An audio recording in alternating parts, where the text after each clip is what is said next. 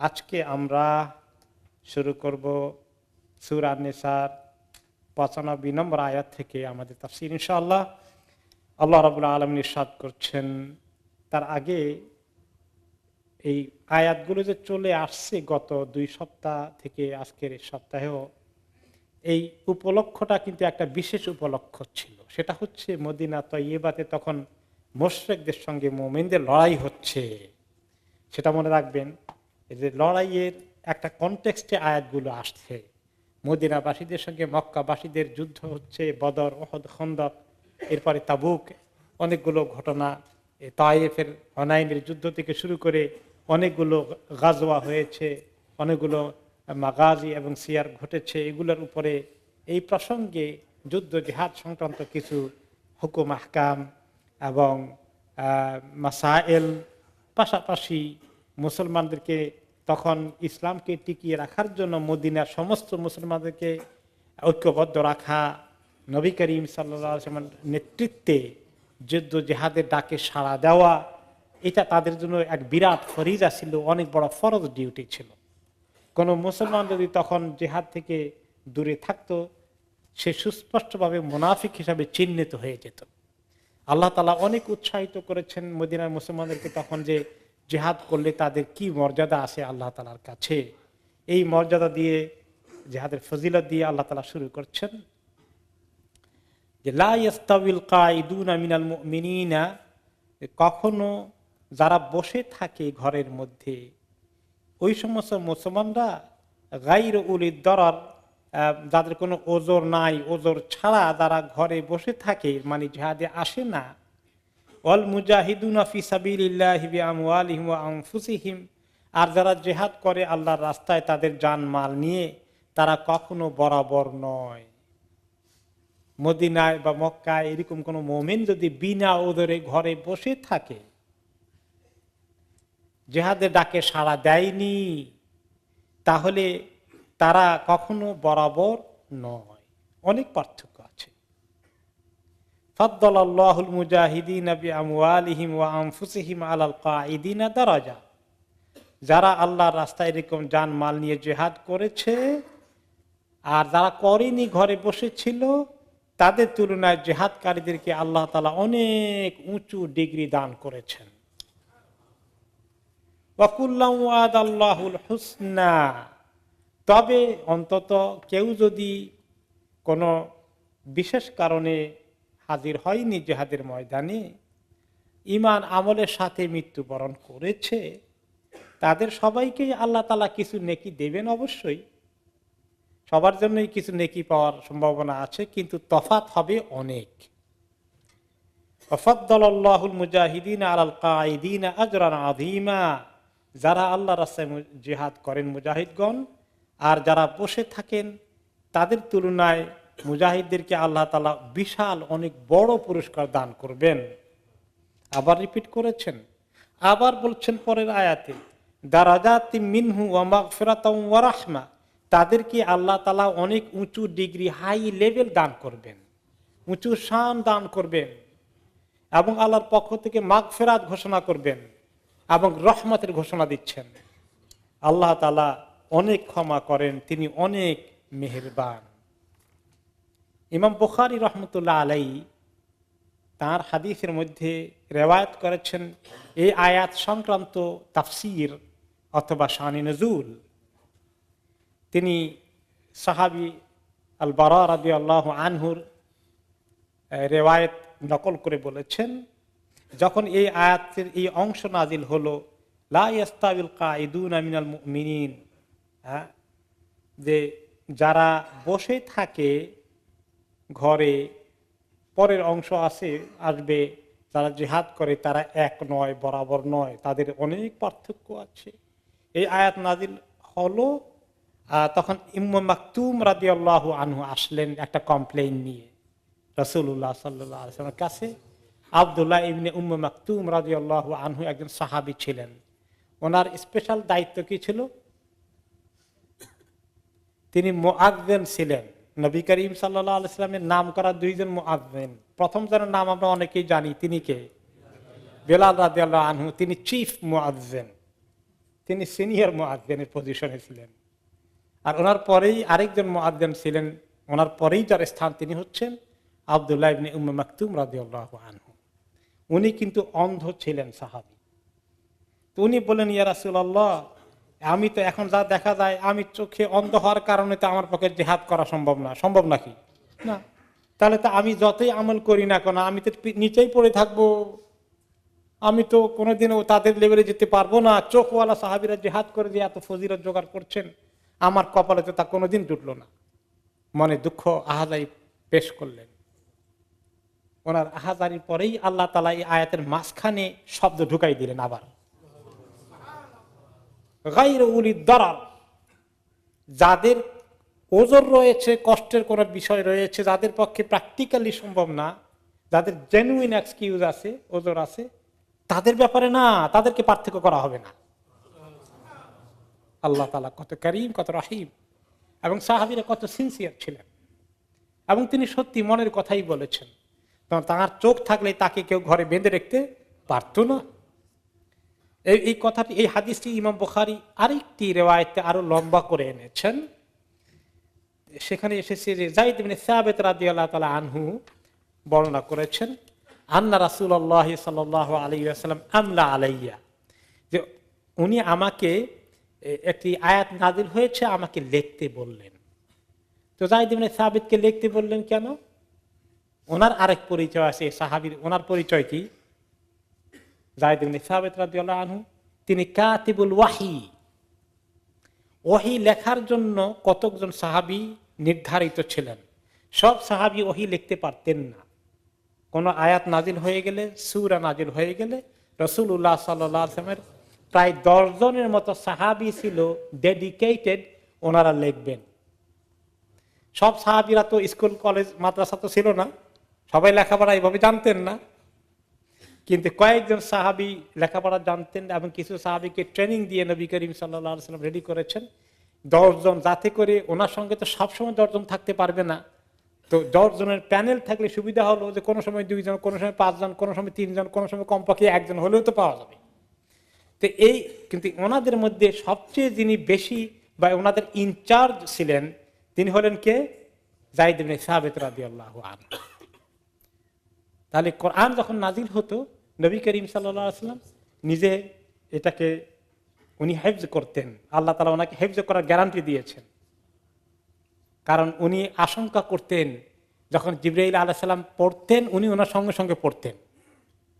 এখন পড়তে গেলে শোনার একটু ডিস্টার্ব হয় কিনা? হয়। এখন উনি বড় পেরেশানিতে পড়ে গেছেন, আমি কি এখন উনি যতটুকুন পড়ে শোনাইছেন সেইটা পড়বো, নাকি পরেটা যে বলতেছে ওইটা শুনবো? খুব টেনশনে আছেন। তো আল্লাহ তাআলা বলেন, এত টেনশন বাদ দেন তো, ইন্না নাহনু নাযালনা যিকরা ওয়া ইন্না লাহু লাহাফিজুন, যে আমি কোরআন নাজিল করব, আমি এটার হেফাজতের ব্যবস্থা করব। আপনি ভুলে যাবেন না, আপনার মনে থাকবে। আপনি এখন ভুলে যান কিনা রিপিট করতেছেন সঙ্গে সঙ্গে জলদি করে, দরকার নেই এত টেনশন করা, এটা হেফজের ব্যবস্থা আমি করাই দেব। তো তিনি পরবর্তী পর্যায়ে উনি যখন পড়তেন, ওনার হেফজ হয়ে যেত। তারপরে ডবল চেক করার জন্য প্রত্যেক বছর রমাদান মাসে জিবরাইল আলাইহিস সালাম আসতেন, এসে যতটুকু নাজিল হয়েছে ততটুকু ওনাকে পড়িয়ে আবার শুনিয়ে দিতেন। আবার বলতেন, আপনি পড়েন, এবার আমি শুনি ঠিক আছে কিনা সব।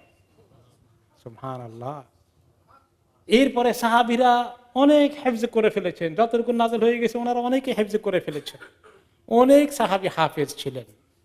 এক যুদ্ধে 100-এর উপরে সাহাবী, হাফেজ সাহাবী শহীদ হয়েছেন রিদ্দার যুদ্ধে। এরপর থেকে উম্মতের মধ্যে তাবেঈন সাহাবীদের পরে এই উম্মতের মধ্যে হাফেজের সংখ্যা আছে কিনা? পৃথিবীতে যদি হাফেজের স্ট্যাটিস্টিক্স নেওয়া হয়, কি পরিমাণ হবে বলেন তো? কয়েক লক্ষ হবে না, কোটি পার হয়ে যাবে। কোটি পার হয়ে যাবে ইনশাআল্লাহ। আল্লাহ তাআলা কিভাবে গ্যারান্টি নিয়েছেন দেখছেন তো, দিয়েছেন। হেফজের ব্যবস্থা উম্মত করে ফেলছে, আলহামদুলিল্লাহ। তো এই যায়েদ ইবনে সাবিত রাদিয়াল্লাহু আনহু, তিনি ওনার আরেকটি বড় অ্যাসাইনমেন্ট ছিল, যখন রিদ্দার যুদ্ধ হয়, নবী করিম সাল্লাল্লাহু আলাইহি ওয়াসাল্লামের ইন্তেকালের পরে আবু বকর রাদিয়াল্লাহু তাআলা আনহু যখন খলিফা হলেন, তখন ওই যে 100 সাহাবী শহীদ হয়ে গেলেন যারা হাফেজ ছিলেন, অনেক সাহাবী শহীদ হয়েছেন, তার মধ্যে 100 হচ্ছেন হাফেজ সাহাবী। তখন ওমর রাদিয়াল্লাহু আনহু সহ বেশ কিছু সাহাবী চিন্তা করলেন যে এত হাফেজ তো এক যুদ্ধেই আমরা হারালাম, বাকি আরো যদি কত যুদ্ধ হয় আর বাকি সাহাবী হাফেজরাও মরে যায়, তাহলে কোরআন ধরে রাখা তো মুশকিল হবে। কোরআনকে তখন ছাপানো আকারে রেডি ছিল নাকি? ছাপাখানা ছিল তখন? সব লেখা শেষ হয়ে গেছে হাতের কলম দিয়া? না, কারণ কোরআন নাজিল হইতেই তো নবী করিম সাল্লাল্লাহু আলাইহি ওয়াসাল্লাম দুনিয়া থেকে চলে গেলেন। এরপরে নাজিল হওয়া শেষ হওয়ার পরে উনি 2-4 বছর সময় পাইছেন নাকি সবগুলোকে লিখে টেকে বই আকারে রেখে যাবেন, এরকম সুযোগ হয়েছে? হয় নাই। সাহাবীরা মেইনলি হেফজ করেছেন, আর কিছু কিছু সাহাবী লিখে রেখেছেন। ওই যে সাহাবীরা যারা লিখতেন ওনারাও বিভিন্ন জায়গায় লিখেছেন, লেখার পরে এগুলা বিভিন্ন জায়গায় ছড়িয়ে ছিটিয়ে আছে। আর এরকম কাগজ আসিল নাকি তখন? কোথায় লিখেছেন? চামড়ার মধ্যে লিখেছেন, কাঠের মধ্যে লিখেছেন, তারপরে খেজুরের পাতা বা খেজুরের ওই যে গলার মধ্যে পেঁচাই থাকে যে ওগুলোর মধ্যে লিখতেন। এই বিভিন্ন জিনিসে লিখেছেন। এগুলাতে এরকম কোরআন শরীফ এক জায়গায় লিখিত জমাও নাই। এখন ওনাদের চিন্তা হলো সর্বনাশ, যদি সামনের দিকে আরো কিছু হাফেজ মরে যায় তাহলে তো এই উম্মত কোরআনই হারাই ফেলবে। আল্লাহ তো গ্যারান্টি দিয়েছেন, এখন আল্লাহ তো ফেরেশতা দিয়ে সব ঠিক করবেন না, এখন এই উম্মতের তো কিছু কাজ আছে, ঠিক কিনা? এখন ওমর রাদিয়াল্লাহু আনহু আরো কিছু সাহাবী আসেন আবু বকর রাদিয়াল্লাহু আনহুর কাছে, আপনি তো খলিফা, বিরাট দায়িত্ব এসে গেছে, 100 সাহাবীকে হাফেজকে হারিয়েছি, আপনি জলদি করে কোরআনকে এই সবগুলো বিভিন্ন জায়গায় যেটা লেখা আছে কোন কোন জায়গা থেকে জোগাড় করে এনে একটা কপি আকারে কম্পাইল করণে এক জায়গায় শুরু থেকে শেষ পর্যন্ত সূরা ফাতিহা থেকে নিয়ে নাস পর্যন্ত রেডি করে রাখেন, একটা কপি অন্তত লেখাই রাখেন। তিনি বলেন, আল্লাহ এই কাজ আল্লাহ নবী করেন, আমি জীবনে পারবো না এই কাজ। হ্যাঁ, যে কাজ আল্লাহ নবী করেন সে কাজ আমি করি কেমন? উনি মারা রাজি না। ওমর রাদিয়াল্লাহু তাআলা আনহু আর সাহাবীরা ওনাকে অনেক বুঝালেন, শোনেন উনি করবেন কেন, উনি তো সময় পান নাই। এখন এটা করলে তো আমরা, এটা তো কোনো বেদাতের কাজ হবে না, কোরআনকে হেফাজত করা কাজ। হেফজ করা যদি আল্লাহ অন্তরের ভিতরে, কাগজে লেখা অ্যালাউড হবে না কেন? মানে লেখার আকারে ওনার জমানায় তো উনি লেখাইছেন। অনেক পরে ওমর রাদিয়াল্লাহু তাআলা আনহু ছাড়েন না, ওনাকে বুঝাচ্ছেন। শেষ পর্যন্ত আবু বকর রাদিয়াল্লাহু আনহুর আল্লাহ তাআলা ইনশরাহে সদর করেছেন, তিনি পরে ইতমিনান হয়েছেন যে না, এটা করা উচিত। সেটা করার জন্য তিনি যখন বোর্ড বসালেন, ওই যে হুফাজ কুত্তাবুল ওয়াহি, যারা ওয়াহি রাইটার, এই কয়েকজনকে ডাকলেন যে আপনারা যে কয়েকজন লিখতেন আপনাদেরকে এই কাজ এটা করতে হবে, আর আপনাদের লিডার এগেইন যায়েদ ইবনে সাবিত, ওনার নেতৃত্বে কোরআনকে সংকলন করতে হবে, কম্পাইল করতে হবে। তো ওনারা কম্পাইল করলেন এবং যা লেখা ছিল এটাকে মিলাইলেন, আবার হাফেজ সাহাবীদের সঙ্গে দেখেন সব ঠিক আছে কিনা, সিরিয়াল ঠিক আছে কিনা, নাকি আমরা এক সূরার আয়াত আরেক সূরার মধ্যে ঢুকাই দিলাম, আগের আয়াত পরে নিয়ে আসলাম কিনা, সব চেক করা। এই বহু কষ্ট করেছেন, করে করে করে করে কোরআন শরীফের এই কপি, এই প্রথম সংকলন হয় কার সময়? আবু বকর রাদিয়াল্লাহু আনহুর সময়ে। ওমর রাদিয়াল্লাহু আনহু পরামর্শ দিয়েছেন, কিন্তু খলিফা তখন কে? আবু বকর রাদিয়াল্লাহু আনহু। এবং কাকে দায়িত্ব দিলেন? যায়েদ ইবনে সাবিত রাদিয়াল্লাহু আনহুকে। কোরআন সংকলন কিভাবে হলো, এই হলো ইতিহাস। এরপরে উনি এক কপি করে রেখে দিয়েছেন, আর কপি করেন নাই। এরপরে সাহাবীদের কাছে কারো কাছে আর এরকম কোন একটা কপি নাই। তারপরে কি হলো, সাহাবীদের প্রত্যেকের কাছে কিছু কিছু লেখা আছে, প্রত্যেকের নিজস্ব হেফজ আছে। তো এরপরে সাহাবীরা বিভিন্ন জায়গায় চলে গেলেন, ইসলামী রাষ্ট্র বড় হয়ে গেল। আজারবাইজান এলাকায় মুসলিম সেনাবাহিনী চলে আসলো ওমর রাদিয়াল্লাহু আনহু, ওসমান রাদিয়াল্লাহু আনহুর সময়ে। অনেক দূর আজারবাইজান, মধ্য এশিয়ায়, ওইখানে এক বিরাট দল এসেছে, এখানে তারা যুদ্ধের মধ্যে আছেন। সেখানে দেখা গেল যে সাহাবীদের মধ্যে কোরআন তেলাওয়াত নিয়ে কিছু ইখতিলাফ হচ্ছে। কোন সাহাবী মনে করেন এটা কোরআনের আয়াত, কেউ মনে করেন এটা কোরআনের আয়াত না, কেউ মনে করেন এটা মানসুখ হয়ে গেছে, কেউ মনে করেন মানসুখ হয়নি, কেউ মনে করেন এটা ওই সূরার আয়াত, কেউ বলেন না এটা এই সূরার আয়াত। কারণ ওই ওনারা যতটুকু পেরেছেন হেফজ করেছেন, এরকম তো হেফজের ক্লাসও ছিল না। আর এইভাবে কোরআন এক জায়গায় লিখে শুরু থেকে শেষ পর্যন্ত পড়ে পড়ে এটাকে মিলাইতে পারেননি। এখন একটুখানি ব্যাস কম হচ্ছে কারো তেলাওয়াতের তুলনায় কারো তেলাওয়াতের। আবার তেলাওয়াতের উচ্চারণ পদ্ধতির মধ্যে এক কবিলা থেকে আরেক কবিলায় কিছু ব্যাস কমও হয়, এটারও আবার কিছু হেরফের হয়ে যাচ্ছে। এখন ওইখানে কিছু সাহাবী ছিলেন, তারা সহ সাহাবীরা চিন্তা করলেন সর্বনাশ হয়ে গেল। ওখান থেকে যিনি তাদের সেনাপতি ছিলেন চিঠি পাঠালেন মদিনাতে ওসমান রাদিয়াল্লাহু আনহুর কাছে, দেখেন এই উম্মতের মধ্যে কোরআন নিয়ে ইখতিলাফ শুরু হয়ে গেছে, এইটার একটা বিধি ব্যবস্থা না করলে আমাদের পরের জেনারেশন তো কোরআন আরো হারাই ফেলবে, কিছু করেন আল্লাহর ওয়াস্তে। তখন তিনি কি করলেন, এই যে কপিটা ছিল যায়েদ ইবনে সাবিত রাদিয়াল্লাহু আনহু রেডি করেছেন, এই কপিটা থেকে আরো কপি করার জন্য তিনি অর্ডার দিলেন। এবং দেখা গেল ওই সময় কোন কোন সাহাবীর রেওয়ায়েতের মধ্যে এই কপির রেওয়ায়েতের মধ্যে কিছু কিছু ব্যাস কম হয়ে যায়। কেউ কেউ মানসুখ আয়াত, যেটা মানসুখ হয়ে গেছে আল্লাহ উঠাই নিয়েছেন সেটাকে ঢুকাই দিচ্ছে, এটা আর পরে তেলাওয়াত করা যাবে না, মানসুখ হয়ে গেছে, সেটাও ঢুকিয়ে দিয়েছেন। এগুলো নিয়ে কিছু সমস্যা হচ্ছে। তো তখন তিনি আবার যায়েদ ইবনে সাবিতকে বললেন যে আপনি এটা থেকে কপি করেন। কপি করে ওনারা বোধহয় 7টা কপি করলেন সম্ভবত, 7টা কপি করে। এক কপি কোত্থেকে করলেন, ওই যে আবু বকর সিদ্দিক রাদিয়াল্লাহু আনহুর কাছে ছিল, উনি ইন্তিকালের পরে এই কপিটা আবার ওমর রাদিয়াল্লাহু আনহুর কাস্টডিতে এসেছে, ওনার হেফাজতে ছিল। উনি ইন্তিকাল করলে ওটা ওনার মেয়ে হাফসা রাদিয়াল্লাহু আনহু, আমাদের মা, ওনার কাছে থাকলো। তো ওসমান রাদিয়াল্লাহু আনহু খুঁজে ওটা বাইর করলেন, হাফসা রাদিয়াল্লাহু আনহুর কাছ থেকে আনলেন, এনে বললেন যে এটা 7টা কপি করেন, করে মদিনা রাখলেন 2-1 কপি, আর বাকিগুলো ওই দূর দূরে মুসলিম বাহিনী যেখানে যেখানে গেছে সেখানে সেখানে পাঠিয়ে দিলে যে খবরদার কোনো তেলাওয়াত চলবে না, এটা চলবে। এমনকি পরে ওই সময় অন্যান্য সাহাবীদের কাছে যেটা এটার সঙ্গে মিলে না এরকম কিছু জিনিস ছিল, ওগুলাকে জোগাড় করলেন, করে বলেন যে দেখো তোমাদের কাছে যেগুলো আছে এগুলো চেক করা হয় নাই, তোমরা যেটা মানসুখ হয়ে গেছে ওটা কেউ কেউ ঢুকিয়েছ, কেউ আগের আয়াত পরে আনছো, পরের আয়াত আগে আনছো, প্রত্যেকে ইন্ডিভিজুয়াল লিখছে, তো লিখতে গিয়ে এরকম সিরিয়াল ঠিক থাকেনি, সেগুলো যেটা যেটা ঠিক থাকবে না এগুলো এখানে রাখো। সেগুলো ওখানে জোগাড় করে সবগুলো জ্বালাই দিচ্ছেন, যে আর কোনো কপি থাকবে না, শুধু সব এই কপি, এই হেলো এক্সাম্পল, এইটা যারটা এটার সঙ্গে মিলে না তারটা বাদ। আলহামদুলিল্লাহ উম্মতে অনেক কাজ করেছেন। এই জন্য এখন এই কপি যেটা আমাদের কাছে আছে এটা রাসমে ওসমানীকে অনুকরণ করে, ওসমান রাদিয়াল্লাহু আনহু জামানায় যে কপিগুলো করা হয়েছে। কোন কোন রেওয়ায়েতে আজারবাইজানের কপিটা রাশিয়াতে তাশকন্দের লাইব্রেরিতে আছে বলে প্রমাণ, এবং সেখান থেকে সম্ভবত ফটোকপি করে এনে এখানে ব্রিটিশ লাইব্রেরিতে, এখন এটা নাম হয়েছে কি জানি, ওই যে কিংস ক্রসের পাশে যে ওইটাই ব্রিটিশ লাইব্রেরি বলে, ওইটার ভিতরে তার নাকি এটার কপি আছে, আল্লাহু আলাম, ফটোকপি। তো এই যায়েদ ইবনে সাবিত রাদিয়াল্লাহু আনহুর পরিচয় যে অনেক বড় জিম্মাদারি উনি পালন করেছেন, এবং আল্লাহ তাআলা সত্যি কোরআনকে হেফাজত করেছেন।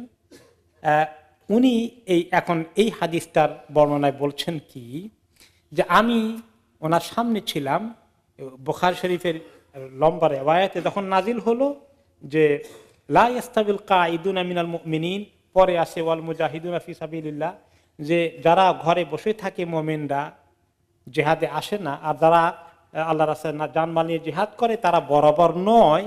এই এতটুকু নাজিল হলে আমাকে নবী করিম সাল্লাল্লাহু আলাইহি ওয়াসাল্লাম আমলা আলাইয়া, আমার উপরে ডিকটেট করলেন, ডিকটেশন দিলেন যে এটা লেখো, আমি লিখলাম। ফাজাআহু ইবনে উম্মে মাকতুম ওয়া ইমলিহা আলাইয়া, তিনি আমাকে যখন বলে দিচ্ছেন আয়াতটা পড়ে তেলাওয়াত করে, জিবরাইল আলাইহিস সালাম ওনাকে বলে নাজিল করে দিয়েছেন, আর তিনি নাজিল করলেই তিনি বলতেন যে এটা লেখো। ওহির ভাবটা চলে গেলেই বলতেন যে এটা নাজিল হয়েছে, লেখো। আমি লেখা অবস্থায় তখনই আব্দুল্লাহ ইবনে উম্মে মাকতুম, ওই অন্ধ সাহাবী আসলেন, এসে বলেন ইয়া রাসূলুল্লাহ লাউ আস্তাতিউল জিহাদ লা জাহাদতু, আমি যদি জিহাদ করতে পারতাম আমি অবশ্যই জিহাদ করতাম আল্লাহর কসম, কিন্তু আমার চোখের কারণে তো আমি অন্ধ। ওয়া কানা আমা, তখন আল্লাহ তাআলা আবার এই ওহীর একটি অংশ নাজিল করে দিলেন। যখন ওহী নাজিল হলো, নবী করিম সাল্লাল্লাহু আলাইহি সাল্লাম আমার পাশে বসা ছিলেন, বসে আমাকে ডিকটেট করতেছিলেন। এই সময় হঠাৎ করে আবার ওহী নাজিল হয়ে গেল। সাহাবীরা তার পাইতেন যে ওহী নাজিল হয়ে গেলে নবী করিম সাল্লাল্লাহু আলাইহি সাল্লাম ডিফারেন্ট মুডে চলে যেতেন, অন্য মুড, ওনার টের পেয়ে যেতেন সঙ্গে সঙ্গে যে উনি আমার পায়ে লাগা ছিল ওনার পায়ের পাশে, ওয়াকানা ফাখযু আলা ফাখদি, ওনার ওই কারণে তো উনি অন্য ভাব হয়ে যায়, তখন ওনার পাওটা আমার পায়ের উপরে এসে পড়লো, এরকম করে, কারণ ওনার কন্ট্রোল থাকে না তখন, উনি তো অন্য হালতে চলে আসে, ওনার পাওটা আমার পায়ের উপরে পড়লো। ফাসাকুলাত আলাই, এমন ওনার পায়ের এত ওজন হয়ে গেল আমার পাও আর সহ্য করতে পারছে না, খেফতু হাত্তা খেফতু আন তুরাদ্দা ফাখিদি, আমার মনে হচ্ছিল যে আমার পাও এখন চূর্ণ বিচূর্ণ হয়ে যাবে। ইন্না সানুলকি আলাইকা কাওলান সাকিলা, আল্লাহ তাআলা আগেই বলে দিয়েছেন আল্লাহ নবীকে যে আমি আপনার উপরে বিশেষ ভারী কাউল নাজিল করব, অনেক ওজনওয়ালা কাউল। ওহির ওজন আছে, ওহি কি সাধারণ কথা? কালামুল্লাহ, আল্লাহর কালাম আসছে,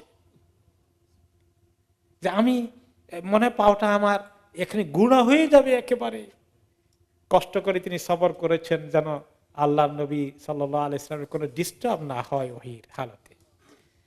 তারপরে বলেন যে সুম্মা সুরিয়া আনহু, তারপরে ওনার ওহির হালত চলে গেল, কেটে গেল। এরপরে তিনি আমাকে বললেন এবার লেখো, মাঝখান দিয়ে ঢুকাও, গায়রে উলিদ দরর। আল্লাহ তাআলা অ্যাড করে দিয়েছেন এখন যে যারা ওজরওয়ালা আছে তাদের ব্যাপারে আল্লাহ কোনো ডিসক্রিমিনেশন করবেন না, আখিরাতে মর্যাদা দিতে, ওজরের কারণে তাদের কোনো কমতি হবে না। এখন আপনারা বলবেন যে কোরআন কি এরকম করে মানুষের ঘটনা প্রবাহের কারণে নাজিল হয়েছে? আল্লাহ তাআলা তো বলছেন বাল হুয়া কুরআনুম মাজিদুন ফি লাওহিম মাহফুজ। আজকে আমরা এসব নামাজে শুনলাম, এটা হচ্ছে এমন মহা গ্রন্থ আল কোরআন যেটা লাওহে মাহফুজে সংরক্ষিত আছে, পুরো শুরু থেকে শেষ পর্যন্ত আমাদের কাছে যে কোরআন যেভাবে আছে এই তরিকা লেখা আছে, এই সিরিয়াল মেনটেন করা আছে, এই অর্ডারে আছে। তো আগেই তো আছে, তো আল্লাহ তাআলা আবার অ্যাড করলেন যে তখন তো আগেরটার সঙ্গে মিলল কেমন? একটা ঘটনার প্রসঙ্গে আল্লাহ তাআলা অ্যাড করলেন এখানে। বুঝতে পেরেছেন প্রশ্নটা? একটা প্রশ্ন আসে না? হ্যাঁ, আসলে ওইখানে যেটা আছে এই পরেরটা অ্যাড করার পরে এখন গিয়ে ওইটার সঙ্গে মিলেছে। তো আগে আল্লাহ তাআলা প্রথমেই ওটা নাজিল করেন নাই কেন? প্রশ্ন আসার পরে নাজিল করলেন কেন? আব্দুল্লাহ ইবনে উম্মে মাকতুম তার মনের আরজি পেশ করার পরে নাজিল করলেন কেন?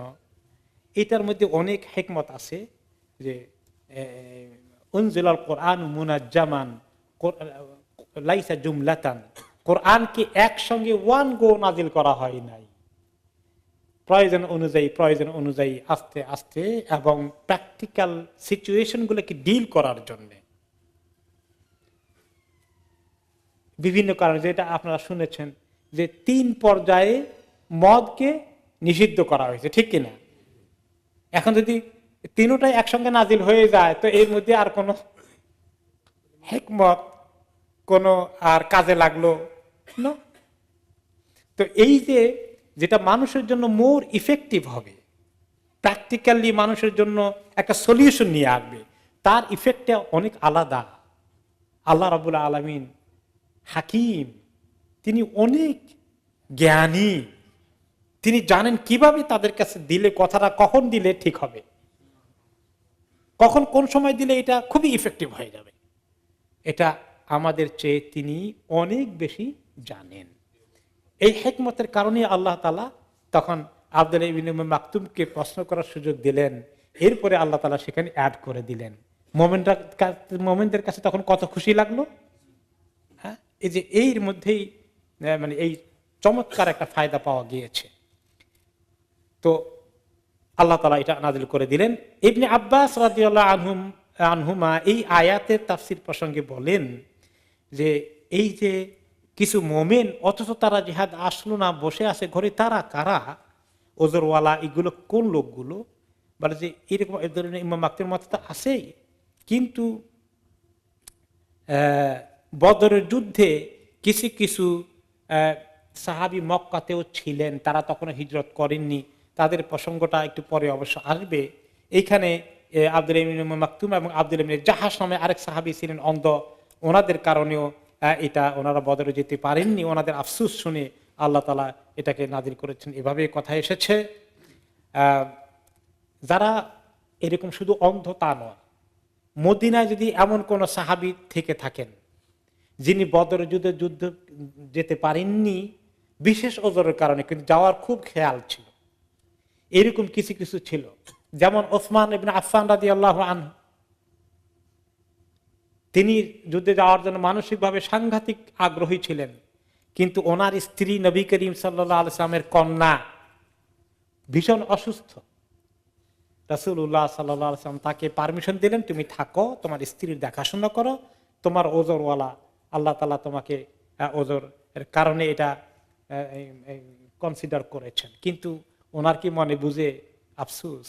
এরকম আরো কিছু সাহাবী ওজরওয়ালা ছিলেন, তাদের প্রসঙ্গে এই আয়াতটা যেমন অ্যাপ্রোপ্রিয়েট, সান্ত্বনার বাণী আছে, শুধু আব্দুল্লাহ ইবনে উম্মে মাকতুমের জন্য নয়, যত ওজরওয়ালা সাহাবী ছিল সবার জন্যই সেটা একটা সুন্দর সান্ত্বনা আছে। এছাড়াও সহিহ বুখারীতে হাদিস এসেছে, হাদিসেও তাদেরকে সান্ত্বনা দেওয়া হয়েছে, আল্লাহর পক্ষ থেকে পুরস্কারের ঘোষণা এসেছে। কারণ যত হাদিস নবী করিম সাল্লাল্লাহু আলাইহি ওয়াসাল্লাম বলেন, তিনি নিজের থেকে বলেন না আল্লাহর পক্ষ থেকে পাওয়া মেসেজ? আল্লাহর পক্ষ থেকে পাওয়া মেসেজ। ওমা ইয়ানতিকু আনিল হাওয়া ইন হুয়া ইল্লা ওয়াহয়ুন ইউহা। তিনি মন গড়া কোনো কথাই বলেন না, যা কিছু বলেন সেটা ওয়াহি, সেটা আরেক রকমের ওয়াহি, সেটা কোরআনের ওয়াহি না। হাদিসও আরেক রকমের ওয়াহি। কোরআনের ওয়াহিকে বলা হয় ওয়াহি মাতলু, আর হাদিসের ওয়াহিকে বলা হয় ওয়াহি গায়র মাতলু। ওয়াহি মাতলু অর্থ কি? যে ওয়াহি তেলাওয়াত করা হয়, নামাজের ভিতরে তেলাওয়াত করি, কোরআন তেলাওয়াত হিসেবে খতম করার জন্য তেলাওয়াত করি, সেটার নাম কি? ওয়াহি মাতলু, তেলাওয়াতওয়ালা ওয়াহি। আর ওয়াহি গায়রে মাতলু, আল্লাহর পক্ষ থেকে বাণী, বক্তব্য, হেদায়াত, গাইডেন্স, শরীয়তের ফরমান হাদিসের সূরাতে আসে, সেটা ওয়াহি, কিন্তু গায়র মাতলু, যেটা তেলাওয়াত করার ওয়াহি না। নামাজের মধ্যে দাঁড়িয়ে সূরা ফাতিহা তেলাওয়াত করতে হবে, কোরআনটা আয়াত তেলাওয়াত করতে হবে। কেউ যদি সহিহ বুখারীর হাদিস তেলাওয়াত করে, ইন্নামাল আমালু বিন্নিয়াত, সূরা ফাতিহা না পড়ে না হবে না, নামাজ হবে না। তাহলে কোন ওয়াহি নামাজের মধ্যে হবে? ওয়াহি মাতলু। কিন্তু ইসলামের অনেক আহকাম, হুকুম আহকাম সবকিছুর জন্য কোরআনের পরেও কি লাগবে? হাদিস লাগবে। তো সেই রকমই নবী করিম সাল্লাল্লাহু আলাইহি ওয়াসাল্লাম হাদিসে বললেন তখন, ইন্না বিল মাদিনাতি আকওয়ামান মা সিরতু মিন মাসিরিন ওয়ালা কাতাআতু মিন ওয়াদিন ইল্লা ওয়া হুম মাআকুম ফি। হে সাহাবীরা, তোমরা তা আমার সঙ্গে জিহাদে এখন এসেছ, তোমাদের কিছু ভাই, কিছু লোক মদিনায় রয়ে গেছে, তোমরা যত রাস্তা চলবে, পথ পাড়ি দেবে, যত ভ্যালি, ওয়াদি, প্রান্তর পাড়ি দিয়ে আরেক প্রান্তরের দিকে এগিয়ে যাবে, তারা তোমাদের সঙ্গে সব কিছুতে শরীক হয়ে যাচ্ছে, অথচ তারা মদিনায় বসে আছে। সাহাবীরা আশ্চর্য হয়ে গেলেন, আমরা এত কষ্ট করি রাস্তা পাড়ি দিয়ে, মরুভূমির এত রাস্তা পাড়ি দিয়ে পরিশ্রম করে করে এত নেকি অর্জন করি, তারা মদিনায় বসে বসে নিচ্ছে। ওয়াহুম বিল মাদিনাতি ইয়া রাসূলুল্লাহ, মদিনায় বসে বসে পেয়ে যাবেন। বলে না, হাবিসাহুমুল উযর, হ্যাঁ, তাদেরকে ওজর আটকিয়ে রেখেছে। ওজর না থাকলে আল্লাহ জানেন তাদেরকে আটকিয়ে রাখা যেত না।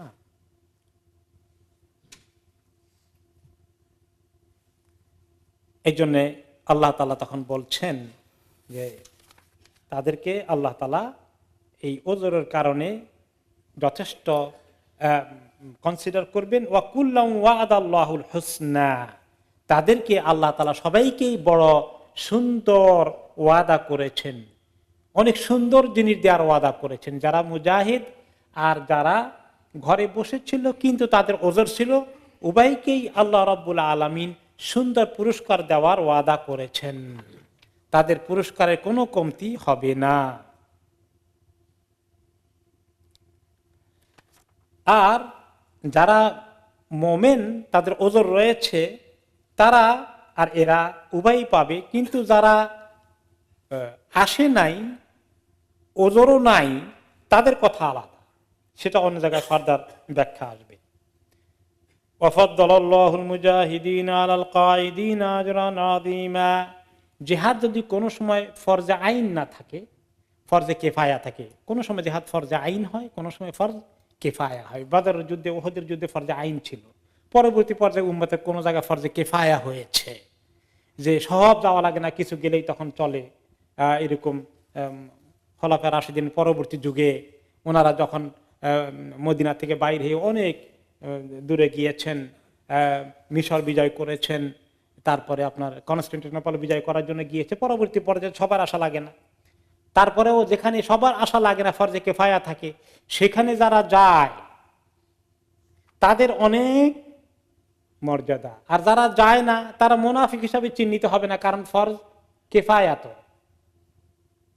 কিন্তু যদি কোনো কারণে ফরজে আইন থাকে আর ওজন নাই, যায় না, তাহলে কিন্তু মুনাফিক। এই দুটোর মধ্যে একটা পার্থক্য রয়েছে। এরপরে তাদের অনেক পুরস্কারের কথা আল্লাহ রাব্বুল আলামিন বলেছেন।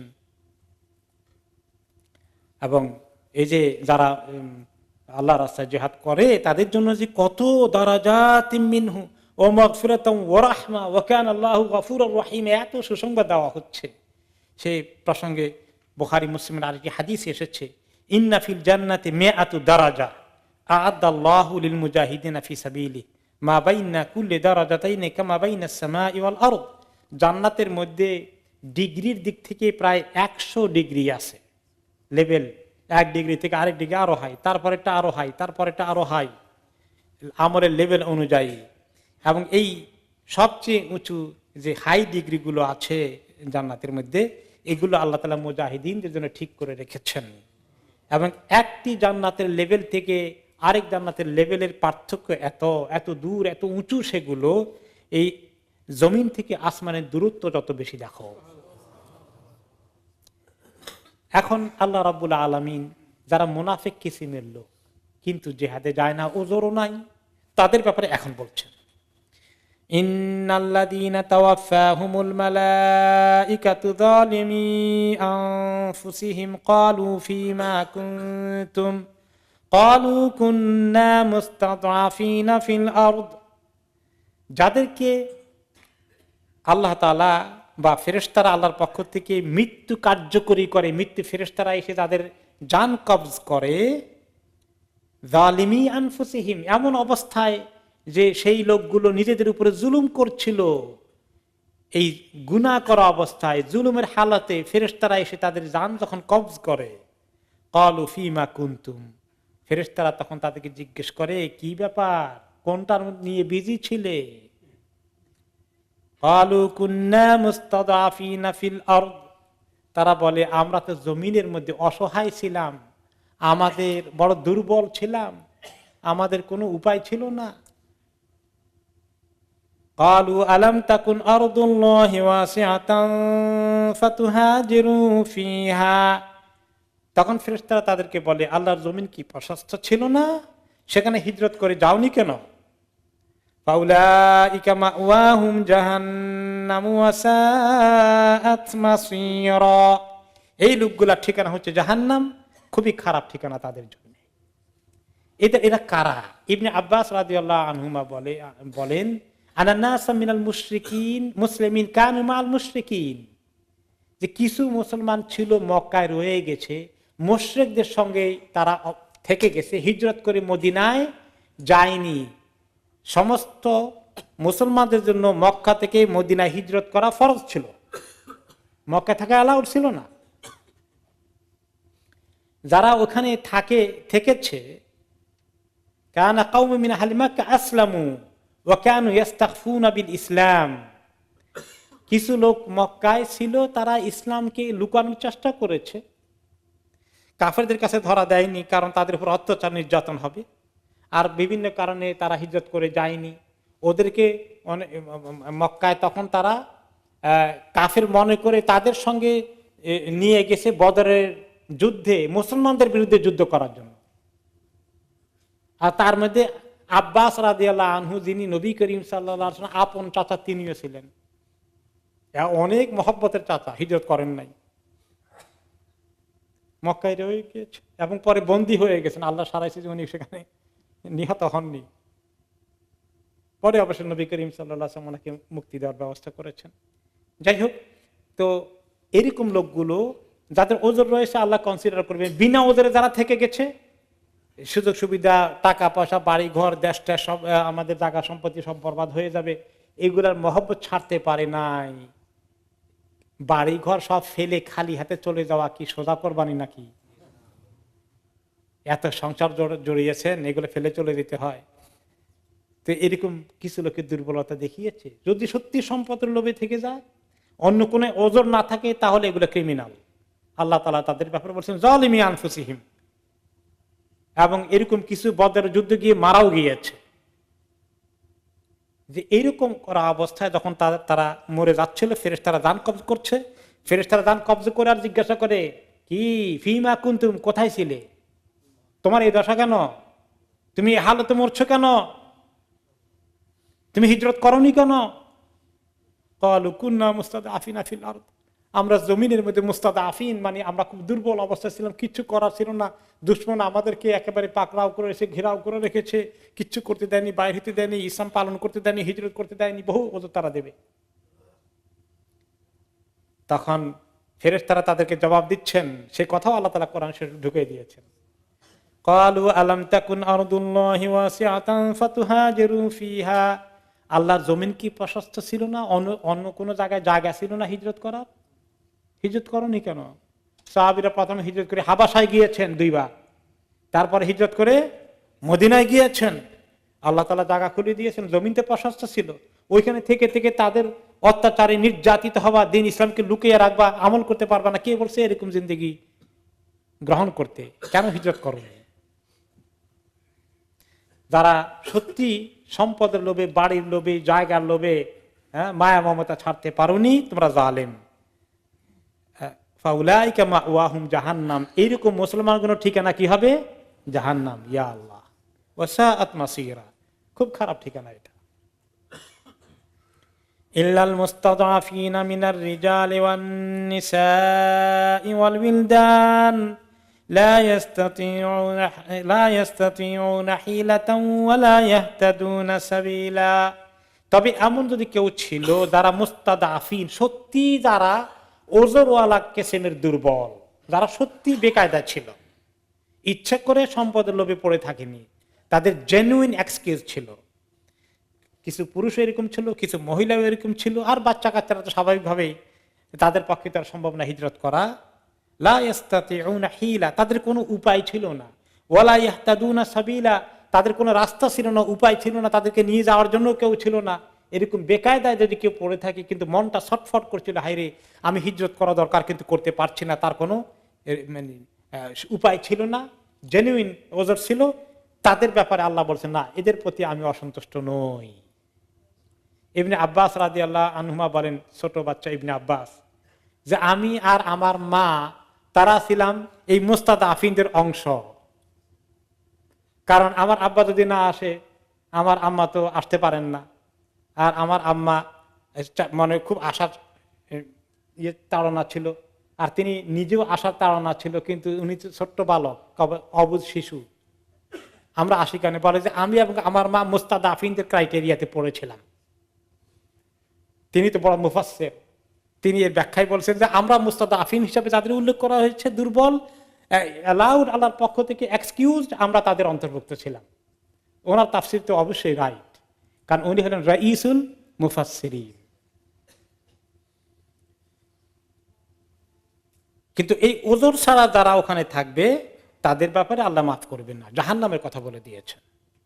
আর যাদের ওজর রয়েছে, ফাউলাইকা আসাল্লাহু আন ইয়াফু আনহুম, এই ওজরওয়ালা লোকগুলোকে আশা করা যায় আল্লাহ তাআলা তাদেরকে ক্ষমা করে দেবেন। মানে আশা করা যায় আল্লাহ ক্ষমা করে দিবেন, তার মানে এই না যদি খালি কারো ওজর হয়, আমার ওজর আছে কোনো চিন্তা নাই, এরকম যেন মেন্টালিটি না হয়। তারাও যেন কিছু চেষ্টায় থাকে, ওয়ারিড থাকে। এই জন্য আল্লাহ বলছে আশা করা যায় আল্লাহ তাআলা তাদেরকে ক্ষমা করে দিবেন। তারা ক্ষমার জন্য আল্লাহর কাছে দরখাস্ত দিতে হবে, আশা করতে হবে। ওয়া কানা আল্লাহু আফুওয়ান গাফুরা, আল্লাহ রাব্বুল আলামিন তো অনেক ক্ষমা করেন, আল্লাহ তাআলা মাফ করে দেন। তো এইরকম কেসে যখন হিজরতের ওই অবস্থা ছিল, মুসলমানদের ওইরকম সিচুয়েশন, দারুল হারব, যুদ্ধের অবস্থায় দুশ্মন কওমের ভিতরে বসে থাকাটা কি আল্লাহ তাআলা পছন্দ করেছেন? না। সেখান থেকে কোন কোন হাদিসে এসেছে, যেমন আবু দাউদের হাদিসে এসেছে, মান জামাল মুশরিকা ওয়া সাকানা মাহু ফাইন্নাহু মিসলু, যে ব্যক্তি এই মুশরিকের সঙ্গে উঠা বসা করে, মুসলিম মিল্লাতের মধ্যে ঢুকে না, মুসলিমদের সমাজে থাকে না, অমুসলিম সমাজের মধ্যে ওদের সঙ্গে ঘোরাফেরা করে, উঠা বসা করে, সে তার মতোই হয়ে যাবে। আরেকটি হাদিসে তিনি বলেছেন, আনা বারিউন মিন কুল্লি মুসলিম ইয়াকিমু বাইনাল মুশরিকিন, আমি ওই সমস্ত মুসলমান থেকে জিম্মা মুক্ত, কোনো দায়িত্ব আমার নাই যারা মুশরিকদের ভিতরে গিয়ে বসবাস করে, মুসলমানদের ভিতরে বসবাস করতে চায় না। এই কথা ওই সমাজের জন্য ছিল যখন মুসলমানদের সমাজটার সঙ্গে মুশরিকদের সমাজে কি চলছে, যুদ্ধ চলছে। মদিনার সমাজ হলো মুসলিম সমাজ, ইসলামী সমাজ, মক্কার সমাজ ছিল কুফরি সমাজ।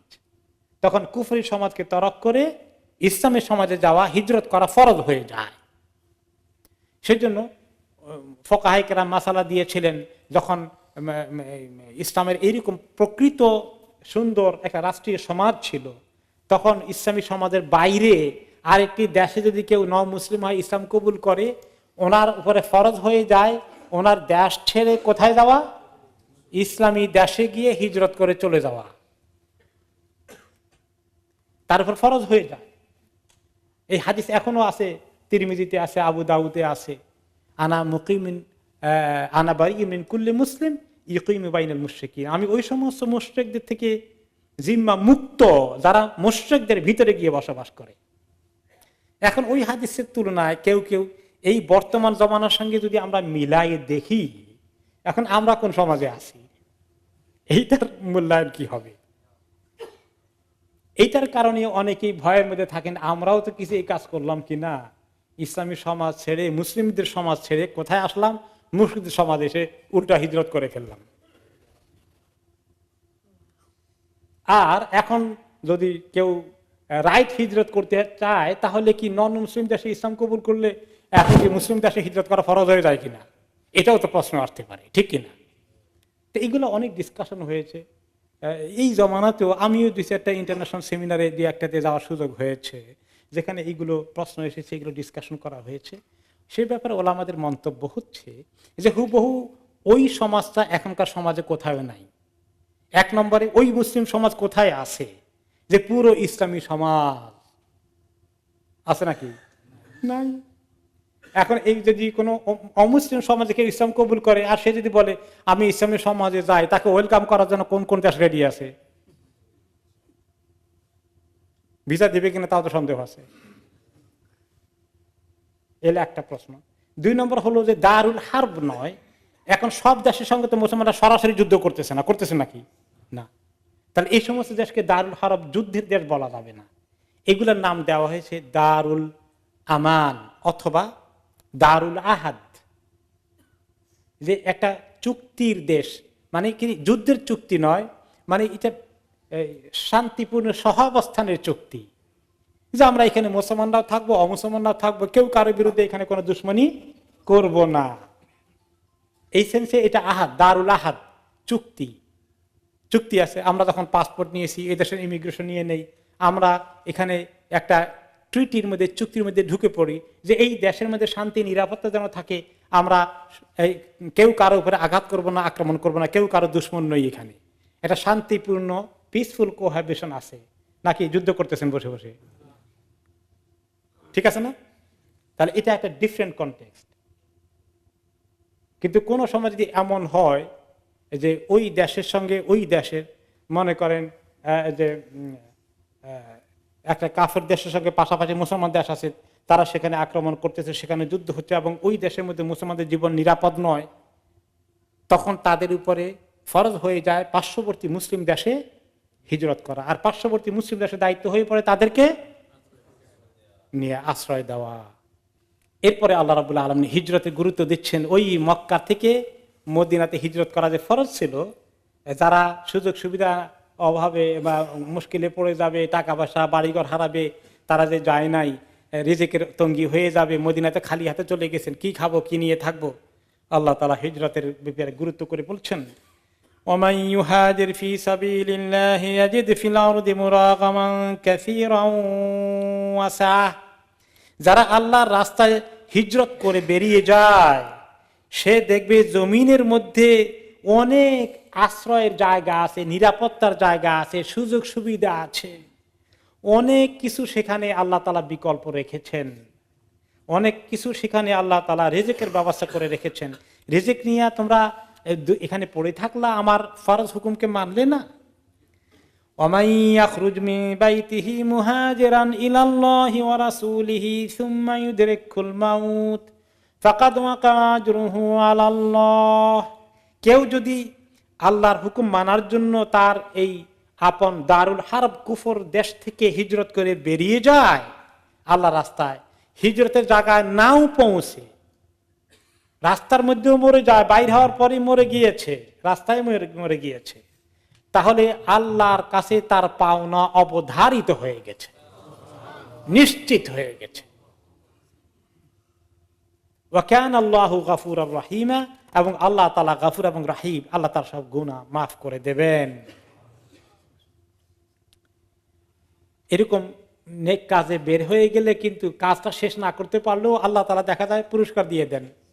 যেমন হজের ব্যাপারে এসেছে, মান খারাজা হাজ্জান ফামাতা, যে ব্যক্তি হজের নিয়তে বেরিয়ে গিয়েছে, সফরে রওনা করে দিয়েছে, হজ করার আগেই তার মৃত্যু হয়ে গিয়েছে, রাস্তায় মরে গিয়েছে, মক্কায় পৌঁছে মরে গেছে, আরাফাতের আগে পৌঁছে মরে গেছে, জেদ্দায় মরে গিয়েছে, রাস্তার মধ্যে যে কোনো জায়গায় মরে যাক, কুতিবা লাহু আজরুল হাজ ইলা ইয়াউমিল কিয়ামা, কিয়ামত পর্যন্ত তাকে আল্লাহ নেকি দিতে থাকবেন, হাজির নেকি।